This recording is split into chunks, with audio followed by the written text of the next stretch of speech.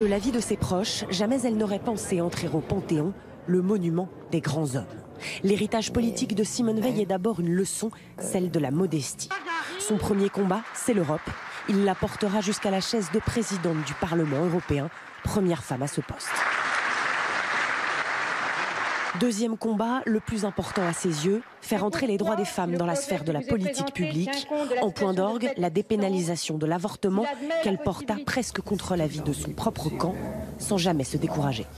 Elle a su avancer pas à pas, être en avance sur sa société, la société de son époque, et en tout cas sur son camp, qui était celui de la droite et du centre.